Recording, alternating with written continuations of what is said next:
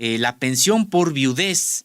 Para eso ya tenemos con nosotros al licenciado Lauro Alberto Sánchez, asesor jurídico del Instituto Federal de Defensoría Pública. Nos está presentando el licenciado pues en un caso del señor Aurelio, que ejemplifica lo que pudieron estar viviendo pues muchas personas adultas mayores, que ante esta situación de COVID-19, también el cambio tecnológico, pues impide a veces que las personas adultas mayores accedan a los derechos que tienen en este país en específico. Ahora hablamos de el caso de pensión por viudez, que este adulto mayor había dejado de cobrar simple y sencillamente porque no tenía los medios o el conocimiento también incluso tecnológico, y que gracias a la intervención del Instituto Federal de Defensoría Pública pues pudo recuperar este derecho que tenía a la pensión por viudez. Pero decíamos que para hablar ya de manera detallada del caso, pues nos acompaña el licenciado Lauro Alberto Sánchez, quien es asesor jurídico del Instituto Federal de Defensoría Pública. Buenos días, licenciado Lauro Alberto Sánchez. ¿Qué tal? Buenos días, muchas gracias por la invitación.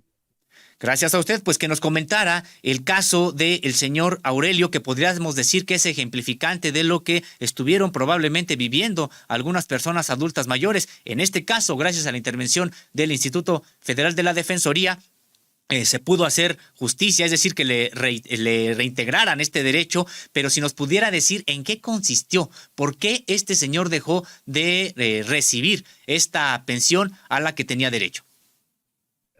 Bueno, mira, esta persona tenía una pensión por viudez que le otorgaba la Caja de Previsión del Gobierno de la Ciudad de México por el fallecimiento de su esposa. Él reunió los requisitos que le solicitaron en su momento y le otorgaron la pensión de viudez por el fallecimiento de su esposa. Y le venían pagando con normalidad su pensión. Al mismo tiempo que pues existía como fase de sobrevivencia, ¿no? Es decir, cada 4 meses refiere él que le hacían esa cuestión de sobrevivencia, pues para seguirle pagando su pensión. Sin embargo, pues con eso de COVID, la pandemia, etcétera, el año pasado estuvo más agudo que ahora. Le indicaron que la sobrevivencia pues iba a ser vía WhatsApp, ¿no? Con esto de la tecnología, y que posteriormente iban a regresar a la cuestión presencial. Entonces pues él lo hizo como se lo indicaron, y cuando se llegó la fecha para reanudar de manera presencial, pues él no recibió ningún aviso ni nada. Y cuando fue a preguntar, pues le dijeron pues que ya se había vuelto al presencial, pero pues a él nunca le notificaron ni sabía que ya se había vuelto a ese esquema presencial, y le suspenden la pensión por el pase de sobrevivencia. Y cuando fue a decirles, bueno, pues yo aquí estoy, ¿no? ¿Qué más prueba de sobrevivencia si aquí estoy físicamente? Pues le dijeron pues que tenía que esperarse porque pues ya se había pasado el tiempo, etcétera, etcétera. Y bueno, pues caemos en burocracia, ¿no? En donde pues, las personas que trabajan en esas instituciones, pues a veces son un poco frías o indolentes, ¿no? Y a pesar de que ven a la persona adulta mayor ahí, etcétera, pues bueno, eh, no le hicieron el trámite inmediatamente, tardaron mucho tiempo. Entonces pues él se desesperó, fue a la Comisión de Derechos Humanos de la Ciudad de México, y de ahí nos lo canalizaron al Instituto Federal de Defensoría Pública. Una vez que me turnaron a mí el asunto, pues bueno, yo vi que evidentemente pues le habían violado su garantía de audiencia, etcétera, ¿no? Y le estaban privando de un derecho ya adquirido, que es su pensión, ¿no? Y sobre todo, pues estamos hablando de una persona adulta mayor, que es un grupo vulnerable, ¿no? Donde pues la pensión para las personas adultas mayores pues es su modo de subsistir, ¿no? Entonces, pues interpusimos un amparo, Y con el amparo, bueno, pues en la suspensión se logró que el juez ordenara que le continuaran pagando su pensión, ¿no? Entonces, con la orden del juez, con motivo de la suspensión, pues la caja le reanudó el pago de su pensión y una vez que se dictó la sentencia, el juez fue más allá incluso, ¿no? Fue más garantista, ¿no? El juez. Y le ordenó a la autoridad que no solo le siguiera pagando su pensión, sino que le pagara lo que le había dejado de suministrar de su pensión de viudez. Entonces, a través de ese amparo, ¿no? Es que el instituto, bueno, pues ayudó a esta persona para que volviera a obtener el pago de su pensión.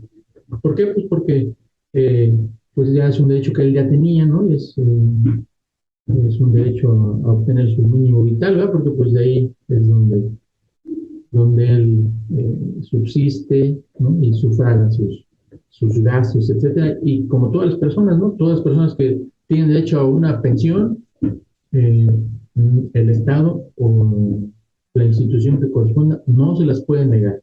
Una vez que se cumplen los requisitos que establece la ley, ¿verdad? No pueden negarse las pensiones. Y para eso están los procedimientos para exigirlas, ¿no? Y nosotros, bueno, pues tratamos de pensiones de carácter federal, ¿no? Como ISSSTE, ¿no? Incluso el IMSS, ahora en materia laboral, que ya también somos competentes, pues podemos ayudar a la gente a demandar el pago de esas prestaciones a las que tienen derecho, ¿no? Si cumplen con todos y cada uno de los requisitos que marca la ley. Así Entonces, a es, grosso modo, más o menos, pues, abogado se puede Lauro clarificar. Alberto Sánchez. Sí, Pues don Aurelio pudo recuperar su pensión, un grupo, él perteneciente a un grupo vulnerable. La verdad es de que muchos de los adultos mayores pues viven en condiciones modestas, si no es que en la pobreza, y que le suspendan el cobro pues precisamente de la pensión pues resulta para ellos incluso pues de vida o de muerte, porque tienen que comprar no solamente los alimentos, muchos de ellos dependen para la compra de algunos medicamentos o algún otro tipo de satisfactores, y preguntarle si casos como el de don Aurelio, pues hay más, si es que el propio instituto tiene noticia de otros que esté defendiendo, o aunque no esté defendiendo, si tienen noticias de cuántos casos o si hay más casos como el de don Aurelio. sí, hay más casos, como comentaba yo ahorita, pues si las personas tienen ya los requisitos, ¿no? Y les son negados por alguna institución, ¿no? Del gobierno, pues precisamente nosotros estamos para apoyarlos y sí hay varios casos en donde pues, las han negado o se las otorgan, pero les pagan menos de lo que les corresponde, ¿no? Entonces, en ese caso también nosotros, el instituto a través de los asesores jurídicos, ¿no? Aquí en la Ciudad de México y en toda la República hay asesores jurídicos federales, este, pues demandan, ¿verdad? Ayudan a las personas a demandar, ya sea el otorgamiento de la prestación o el incremento de la pensión, dependiendo de cuál sea la hipótesis, pero en esos casos sí hay varios asuntos, ¿no? En trámite, ¿no? Hay muchos que han salido bien también, ¿no? ¿Por qué? Porque, pues, a veces los institutos, pues, sí dan la pensión, pero pues les dan menos de lo que corresponde, ¿no? Y en algunos casos, pues, se las niegan, ¿no? Injustificadamente, y pues para eso está el instituto, para apoyar a la gente, precisamente como comentas, pues son personas vulnerables, ¿no? Que pues apenas si sobreviven con su pensión, y las pensiones en realidad pues no son muy decorosas, ¿no? Y aparte que te la nieguen o te la reduzcan, pues sí atenta contra los derechos humanos de las personas adultas mayores. Y precisamente el instituto los apoya de manera totalmente gratuita. Abogado, y si es que la propia ley y las demás, la propia Constitución y las leyes que derivan de la propia Constitución, las propias leyes de los estados de la República, por supuesto federal, pero de los estados de la República, pues todas garantizan el derecho a la pensión de las personas que, bueno, que ya tienen derecho a ella, pues les garantiza el acceso a esta pensión. Cuando usted comenta que, bueno, pues hay instituciones que parece que litigan en contra de los trabajadores en el sentido de que o no les dan la pensión o no, o les dan menos de lo que les corresponde, pues ¿a qué se debe desde su experiencia como asesor jurídico del Instituto Federal de Defensoría Pública, a qué se debe que haya este tipo de obstáculos en algunas instituciones del Estado mexicano para que las personas pues reciban su pensión? ¿Por qué este tipo de obstáculos? Pues, a ciencia cierta desconozco, ¿no? Pero pues, yo me imagino, ¿verdad? Pues que es tal vez alguna política, ¿verdad? De negar las pensiones o dar menos de lo que es. No sé, pensando tal vez en que son muchos pensionados y a lo mejor el dinero no alcanza, no sé, digo, me imagino que son cuestiones económicas, ¿no? De presupuestos tal vez, ¿no? Que no debería de ser, ¿no? Porque pues, primero está la población, primero está los gobernados, ¿no? Y además, pues las pensiones no es un regalo, ¿no? O sea, no es algo que sea de gratis, ¿no?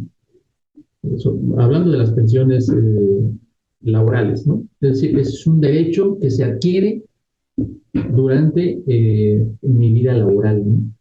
Yo trabajo, me desempeño, cotizo incluso a los institutos de seguridad social, ya sean federales o de los estados, etcétera. A mí me descuentan de mi salario, ¿no? Para el fondo de pensiones, etcétera. Entonces, es algo que yo voy generando, es un derecho que voy generando con mis recursos también, ¿no? Es decir, el Estado pone una parte y yo pongo otra parte, pero es también con mis recursos, entonces no es propiamente algo gratis o un regalo que el gobierno dé, ¿no? Digo, a diferencia de las otras pensiones de bienestar, etcétera, en donde, bueno, pues es una cuestión, el gobierno pues ayuda a estas personas precisamente por el grado de vulnerabilidad y porque las pensiones de los institutos pues no son muy decorosas, pero pues hablando de estas que sí generan contienda, ¿no?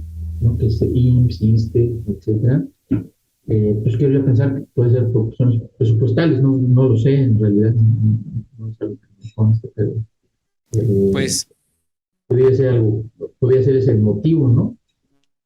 sí, que no debiera ser porque además los presupuestos pues son anuales, no tendrían por qué estar señalando que a lo mejor falta, pues estaremos atentos a pues a que no se les esté negando la pensión pues a los que ya han adquirido este derecho, sobre todo desde estas instancias como el Seguro Social, como el ISSSTE, y pues abogado, pues sería si es que nos pudiera comentar cómo contactan cómo los contactan a ustedes, asesores del Instituto Federal de Defensoría Pública, ante casos como este, ante casos de personas que en situación de vulnerabilidad, pues por su edad, por la modestia o pobreza en la que también viven a muchas de las personas adultas mayores, pues con enfermedades que tienen que ser atendidas, pues resulta que no les dan su pensión. ¿Cómo los contactan? ¿A dónde les escriben? ¿A dónde les llaman? ¿O dónde los ven para que pudieran pues defender a las personas que se encuentren en una situación similar?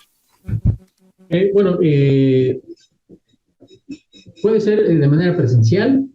Las oficinas centrales están ahí en Bucareli, 2223, 2224, en Bucareli, la Colonia Centro, en la Ciudad de México, es donde está la sede del instituto, y ahí pueden acudir las personas que viven en la Ciudad de México, ¿sí?